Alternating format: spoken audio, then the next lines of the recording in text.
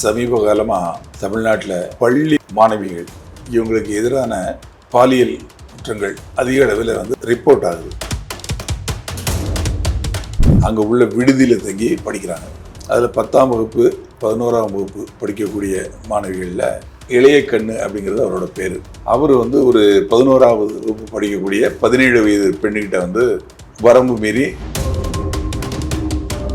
திடீர்னு அவங்க வயிற்று வலிக்குன்னு சொல்லிட்டு ரெஸ்ட் ரூமுக்கு போயிருக்காங்க. போன இடத்துல அவங்க ஒரு பெண் குழந்தை அவங்களுக்கு பிறந்துருச்சு வயிற்று வலியில். உடனே இவங்க அதை பார்த்துட்டு அந்த குழந்தைய துணியில் சுற்றி திருச்சி மாவட்டம் மணப்பாறை தனியார் பள்ளி, அந்த பள்ளியில் படிக்கக்கூடிய ஒரு 4ஆம் வகுப்பு படிக்கக்கூடிய ஒரு பெண் குழந்தைக்கு அந்த பள்ளியின் தாளாளரின் ஹஸ்பண்ட், தாளாளர் லேடி, அவங்களோட ஹஸ்பண்ட் வசந்தகுமார்னு ஒரு பேர், அவர் பாலியல். அந்த குழந்தை சொன்ன இடத்துல சிசிடிவி கேமரா இருக்குது. அதுக்கு ஓப்பன் பண்ணி அந்த ஃபுட்டேஜ் பார்க்குறாங்க. பார்க்கையில் நடந்தது உண்மைதான் தெரியுது. உடனே பெற்றோர்களும் பொதுமக்களும் சேர்ந்து அந்த பள்ளியை அடிச்சிட்டாங்க.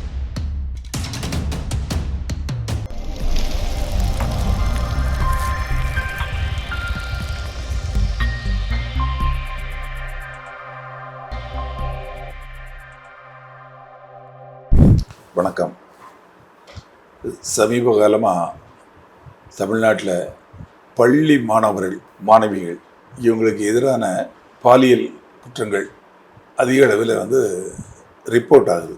அதில் ஒரு சம்பவம் சேலம் மாவட்டம் ஏற்காடு, அங்கே ஒரு அரசு மேல்நிலை பள்ளி இருக்குது. அந்த பள்ளியில் மாணவிகள் நிறைய பேர் அவங்க குடும்பத்தை விட்டு பிரிஞ்சு அங்கே உள்ள விடுதியில் தங்கி படிக்கிறாங்க.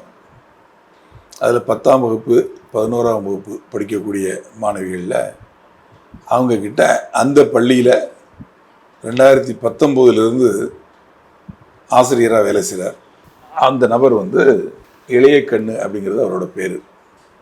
அவர் ஒரு 11ஆவது வகுப்பு படிக்கக்கூடிய 17 வயது பெண்ணுக்கிட்ட வரம்பு மீறி நடந்துக்கிட்டாரு அப்படின்னு சொல்லி அந்த பெண் தலைமை ஆசிரியர்கிட்ட சொல்லியிருக்காங்க. அவங்க என்ன பண்ணியிருக்காங்க, மாவட்ட கல்வி அதிகாரிக்கும் சேலம் மாவட்ட குழந்தைகள் நல அலுவலருக்கும் தகவல் சொல்லியிருக்காங்க. அதன் பேரில் அவங்க விசாரணை நடத்தியிருக்காங்க. அப்போ அந்த மாணவி நடந்த விவரங்களை சொல்லியிருக்காங்க. தாங்கிட்ட மட்டும் இல்லை இவர் தவறாக நடக்கலை, இன்னும் தன்னோட 4 நண்பர்கள், 4 பெண்கள், அந்த பெண்கள் கூடயும் தாங்களோட படிக்கக்கூடிய 4 பெண்கள், இந்த விடுதியில் தங்கியிருந்து படிக்கக்கூடிய அந்த 4 பெண்கள்கிட்டையும் இவர் தவறாக நடந்திருக்காரு அப்படிங்கிறத சொல்கிறாங்க. இதை கேட்ட உடனே அந்த அலுவலர்களுக்கு அதிர்ச்சி. ஏன்னா அந்த குழந்தைங்க எல்லாமே கிட்டத்தட்ட 17 வயசு 16 வயசு, நல்ல விவரம் தெரிஞ்ச பசங்க, நல்ல வளர்ந்த பசங்க. அவங்கள குடும்பத்தை விட்டு பிரிஞ்சு ஏழ்மையின் காரணமாக இங்கே விடுதியில் தங்கி படிக்கிறாங்க. அவங்களுக்கு கல்வி கற்றுக் கொடுக்கக்கூடிய ஒரு ஆசிரியர், நல்வழிப்படுத்தக்கூடிய ஒரு ஆசிரியர், நல்ல விஷயங்களை சொல்லிக் கொடுக்கக்கூடிய ஒரு ஆசிரியர் இந்த மாதிரி தவறான முறையில் நடந்துக்கிறார் அப்படின்னோடனே அவங்களால நம்ப முடியல. உடனே என்ன பண்ணுறாங்க, அனைத்து மகளிர் காவல் நிலையத்திலேருந்து புகார் கொடுக்குறாங்க. அனைத்து மகளிர் காவல் நிலையத்தில் விசாரிக்கிறாங்க. விசாரித்து இந்த பாதிக்கப்பட்ட பெண் அவங்களோட வாக்குமூலத்தின்படி ஒரு வழக்கு பதிவு செய்கிறாங்க. அது மட்டும் இல்லை, மற்ற 4 பெண்கள் பாதிக்கப்பட்டிருக்காங்கல்ல, அவங்களையும் விசாரிக்கிறாங்க. அவங்களும் உண்மையை சொல்கிறாங்க. ஆக இந்த வழக்கு போக்சோ சட்டத்தில் பதிவு செய்யப்படுது. அதில் அந்த இளைய கண்ணு என்கிற அந்த ஆசிரியர் கைது செய்யப்பட்டு ஜெயிலில் அடைக்கப்படுகிறார். அவர் தற்போது ஜெயிலில் இருக்கிறார். இவர் கிட்டத்தட்ட 6 ஆண்டுகளாக அதே பள்ளியில் இருக்கிறாரு. இதே தான் தொடர்ந்து பண்ணிகிட்டு இருக்காரு. இப்போது இந்த பெண்கள் விழிப்படைஞ்சு, இந்த குழந்தைகள் விழிப்படைஞ்சு கம்ப்ளைண்ட் கொடுத்துருக்காங்க. இதுக்கு வரைக்கும் இருந்த குழந்தைகள்லாம் எல்லாத்தையும் பொறுத்துக்கிட்டு பொறுமையாக இருந்திருக்காங்க. அப்போது ஒரு ஆசிரியர் உருவத்தில் ஒரு கொடூரன் இத்தனை ஆண்டுகளாக இத்தனை சின்னஞ்சிறு குழந்தைகளை இந்த மாதிரி சீரழிச்சிருக்காருன்னா அவருக்கு என்ன மாதிரி தண்டனை கொடுக்கலாம்? சட்டம், காவல்துறை வழக்கு போட்டிருக்காங்க, அரெஸ்ட் பண்ணியிருக்காங்க, சார்ஜ் ஷீட் போட போகிறாங்க, நீதிமன்றத்தில் கேஸ் நடக்க போகுது, அதில் தண்டனை கொடுப்பாங்க. அது வேறு விஷயம். இதை பார்க்கக்கூடிய நேயர்களை நீங்கள் உங்கள் மனசில் இந்த மாதிரி ஒரு கொடூரமான ஒரு நபருக்கு, ஒரு ஆசிரியர் இப்படி நடந்துக்கிட்டவருக்கு எந்த மாதிரியான தண்டனை கொடுக்கப்படணும் அப்படின்னு நினைக்கிறீங்களோ அதெல்லாம் கமெண்ட்ஸில் பதிவு பண்ணுங்கள். நம்ம நாட்டை பொறுத்தவரை இந்த மாதிரி சட்டங்கள், போக்சோ சட்டம், பெண்களுக்கு எதிரான சட்டங்கள் எல்லாம் இருக்குது. இப்போ வந்து ஐபிஎஸ், இந்தியன் பீனல் கோடு, அதை கூட மாற்றிருக்கிறாங்க. இப்போ பிஎன்எஸ்எஸ் அப்படிலாம் மாற்றிருக்காங்க. இப்போ தமிழ்நாடு அரசு இந்த சட்டங்களில் இன்னும் அதிகமாக தண்டனை கொடுக்கணும் அப்படின்னு சொல்லிட்டு இப்போ லேட்டஸ்ட்டாக கூட சட்டசபையில் சட்டம் பாஸ் பண்ணியிருக்காங்க. அது கவர்னர் ஒப்புதல் கொடுத்துட்டாரு. என்ன விஷயம்னா, இப்படி வந்து சட்டங்கள் வந்து கடுமையாக குற்றங்கள் குறைஞ்ச மாதிரி இல்லை, குற்றங்கள் அதிகமாகிட்டே தான் இருக்குது. இப்போ இந்த சம்பவம் மட்டும் இல்லை, இன்னும் 2-3 சம்பவங்களை தொடர்ந்து சொல்கிறேன். இதெல்லாம் பார்த்துட்டு நீங்கள் ஒரு முடிவுக்கு வாங்க. தஞ்சாவூர் மாவட்டத்தில் கும்பகோணம், அங்கே வந்து அரசு கலைக்கல்லூரி இருக்குது, பெண்கள் கலைக்கல்லூரி. அதில் சுமார் 2000 பெண்கள் படிக்கிறாங்க. அதில் படிக்கக்கூடிய ஒரு பெண் சில நாட்களுக்கு முன்பு வகுப்பில் அவங்க அட்டன் பண்ணிகிட்டு இருக்காங்க, பாடம் நடத்திட்டு இருக்காங்க. திடீர்னு வந்து அவங்க வந்து வயிற்று வலிக்குன்னு சொல்லிட்டு பாத்ரூம், ரெஸ்ட் ரூமுக்கு போயிருக்காங்க. போன இடத்துல அவங்க வந்து ஒரு பெண் குழந்தை அவங்களுக்கு பிறந்துருச்சு வயிற்று வலியில். உடனே இவங்க அதை பார்த்துட்டு அந்த குழந்தைய துணியில் சுற்றி அங்கே இருக்கிற ஒரு குப்பை தொட்டியில், அந்த கல்லூரிக்கு வளாகத்தில் இருக்கக்கூடிய குப்பை தொட்டியில் கொண்டு போட்டு இவங்க ஒன்றும் தெரியாத மாதிரி கிளாஸுக்கு வந்து வந்துடுறாங்க. இவங்களுக்கு ரத்தப்போக்கு ஜாஸ்தி ஆகிட்டே இருக்குது. பக்கத்தில் இருக்கிற மாணவிகள்லாம் என்ன மாதிரி ரத்தம் போகுது என்னென்னு கேட்டிருக்காங்க.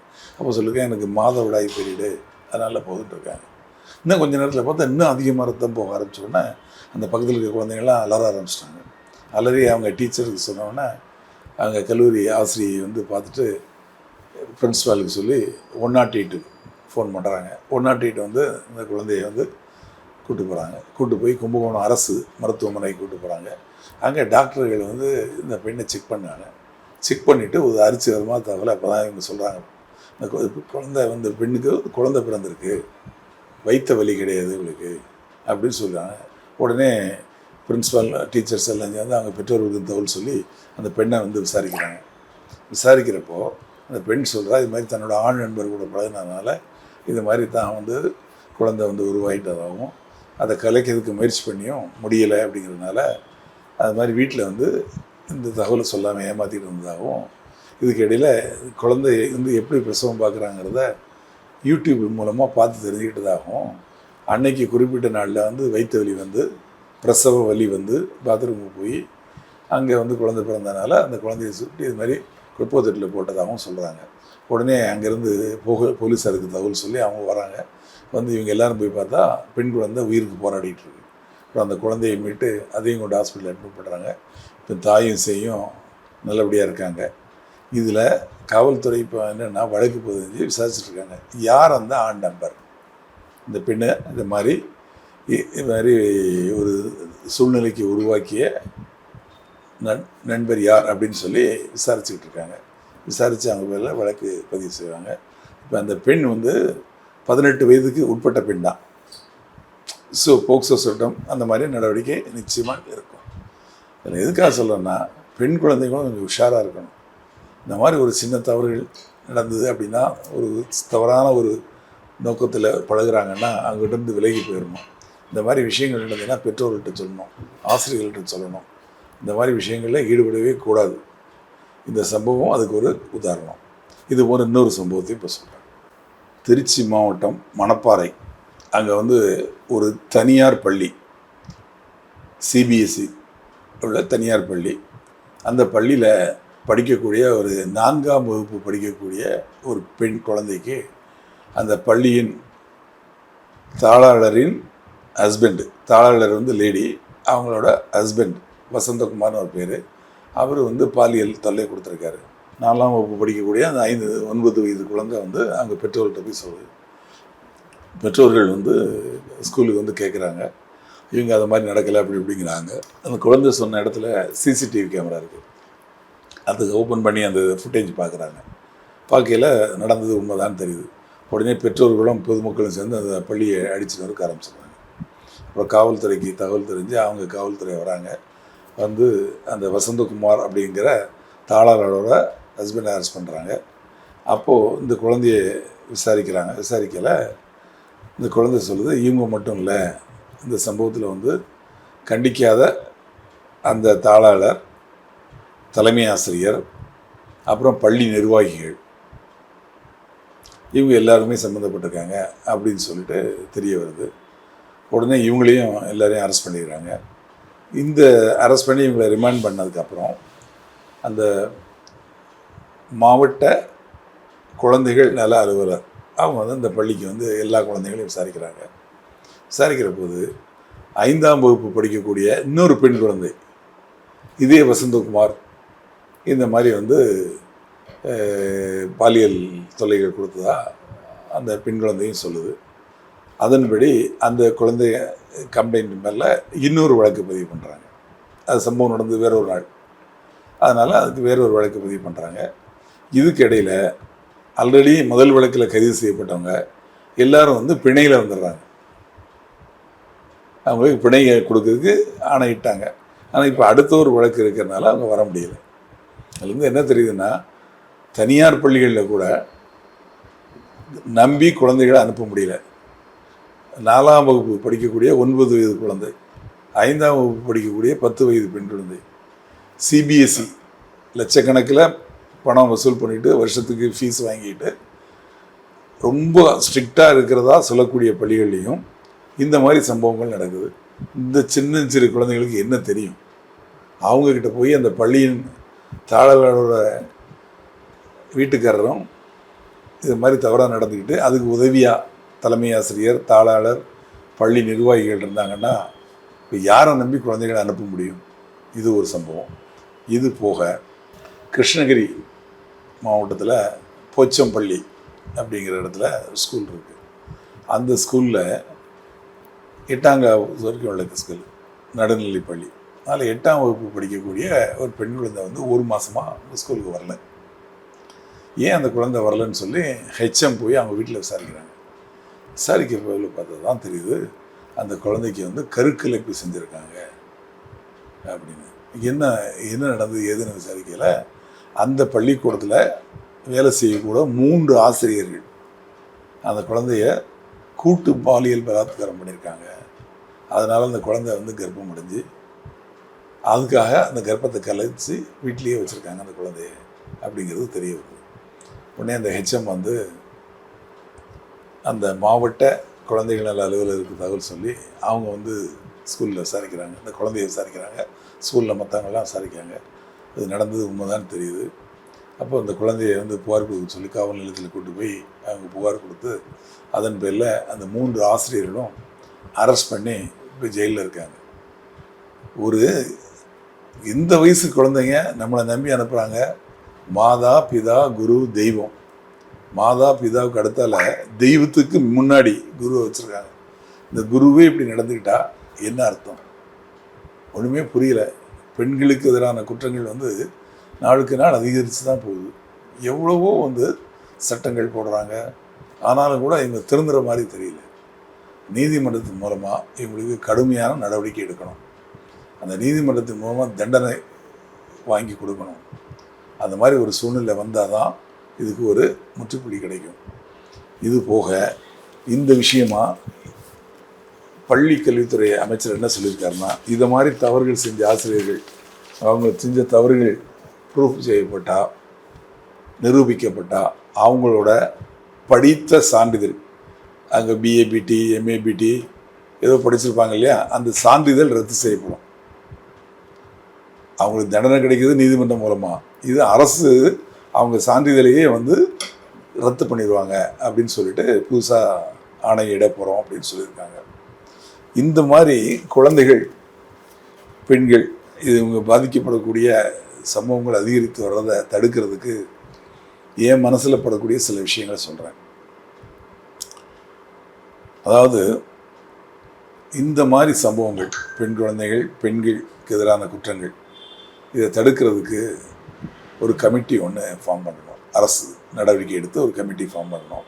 அந்த கமிட்டியில் காவல்துறையில் வேலை பார்த்து ஓய்வு பெற்ற ஒரு திறமையான ஒரு காவல் அதிகாரி, திரு வால்டர் தேவாரம், திரு விஜயகுமார், இது போன்ற ஒரு ஸ்ட்ரிக்டான ஆஃபீஸர், அவர் ஒருத்தராக ஒரு மெம்பராக இருக்கணும்.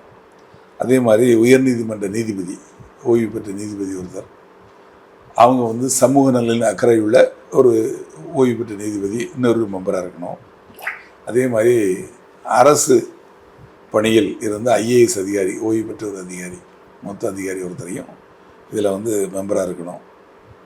அதே மாதிரி குற்றவியல் அரசு வழக்கறிஞர், டைரக்டர் ஆஃப் பப்ளிக் ப்ராசிக்யூஷன் அப்படின்னு சொல்லுவாங்க. அதாவது அரசு சார்பாக இந்த மாதிரி வழக்குகளை நீதிமன்றத்தில் நடத்தக்கூடிய அரசு தரப்பு வழக்கறிஞர், அவங்களில் சீனியர் மோஸ்ட் அவங்க தான் டைரக்டர், அந்த ரேங்கில் இருக்கக்கூடியவங்க ஒருத்தர் அதில் மெம்பராக இருக்கணும்.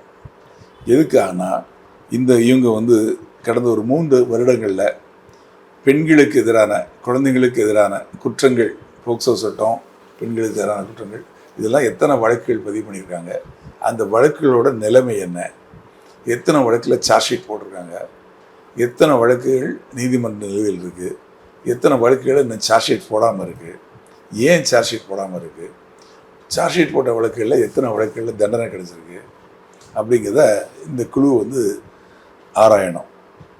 ஆராய்ஞ்சு அதில் என்னென்ன சிக்கல்கள் இருக்குது, இப்போ நீதிமன்றத்தில் ஜாமீனில் விட்டுறாங்க, அது மாதிரி விடாமல் இருக்கிறதுக்கு என்ன பண்ணணும், இந்த கமிட்டி பரிந்துரை கொடுக்கணும். காவல்துறையில் வந்து வழக்கு பதிவு செய்து அரெஸ்ட் பண்ணிடுறாங்க, சார்ஜ் ஷீட் போடுறதுக்கு டிலே ஆகுது. ஏன் அப்படின்னா கெமிக்கல் ரிப்போர்ட் சீக்கிரமாக வராது, சயின்டிஃபிக் அவங்ககிட்ட இருந்து ரிப்போர்ட் வராது, அதுக்கு லேப் வந்து அந்த அளவுக்கு இல்லை. அரசு வந்து அதிகமாக லேபை வந்து ஒவ்வொரு மாவட்டத்துலேயும் சயின்டிஃபிக் லேப் வந்து வைக்கணும். அது மாதிரி அரசாங்கம் அதுக்கு நடவடிக்கை எடுக்கணும்.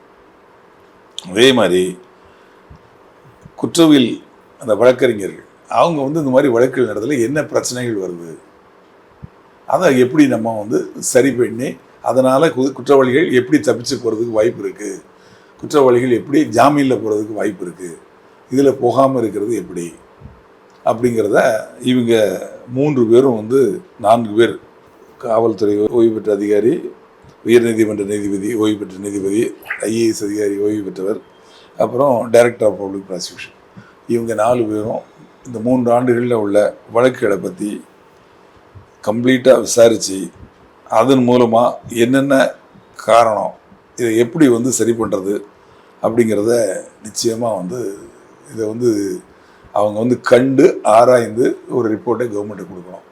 கவர்மெண்ட்டு இந்த ரிப்போர்ட்டின் பேரில் துரிதமாக செயல்பட்டு நடவடிக்கை எடுத்தால் பெண்களுக்கு எதிரான குற்றங்கள் நிச்சயமாக தடுக்கலாம் அப்படிங்கிறது என்னோட கருத்து. அதே சமயத்தில் இதை பார்க்கக்கூடிய நேயர்களே, உங்கள் வீட்லேயும் பெண் குழந்தைகள் இருக்காங்க, பெண்கள் இருக்கிறாங்க, நீங்கள் அவங்க நல்ல முறையில் இருக்கணும் அப்படின்னு நீங்களும் நினைப்பீங்க, நானும் நினைப்பேன், எல்லோரும் நினைப்போம், ஏன்னா நம்ம வீட்டு குழந்தைகள். அதே மாதிரி ஒரு பொது வழியில், ஒரு பொதுவான இடத்துல பெண்களுக்கு எதிரான குற்றங்கள் நடைபெறுதுன்னா உடனே அதை தடுக்க முயற்சி பண்ணுங்கள். தடுத்து அந்த குற்றம் செய்தவரை பிடித்து காவல்துறைக்கு 100க்கு ஃபோன் பண்ணி ஹேண்ட் ஓவர் பண்ணுங்கள். உங்களால் தடுக்க இயலலை அப்படின்னா அட்லீஸ்ட் காவல்துறைக்கு இன்ஃபார்ம் பண்ணுங்கள். 2வது அங்கே சத்தம் போட்டு மக்களை கூட்டி அவரை பிடிச்சி ஹேண்ட் ஓவர் பண்ணதுக்கு பாருங்கள். ஒரு சின்ன குழந்தையும் பெண் குழந்தையும் ஒரு பையனும் பேசிட்டு இருக்காங்கன்னா அவங்க அந்த இடத்துல வந்து பேச வேண்டிய அவசியம் கிடையாது. அப்படி நிற்கிறாங்கன்னா கூப்பிட்டு ஏன் நிற்கிறீங்க, எதுக்காக அங்கே நிற்கிறீங்கன்னு கேளுங்க. ஏன்னா நமக்கும் சமூகத்தில் ஒரு பொறுப்பு இருக்குது. இது மாதிரி சம்பவங்கள் தடுக்கிற அக்கறையும் நமக்கு இருக்குது, அவசியமும் இருக்குது. அதனால் இது மாதிரி செயல்படுவீங்கன்னு நினைக்கிறேன். நன்றி, வணக்கம்.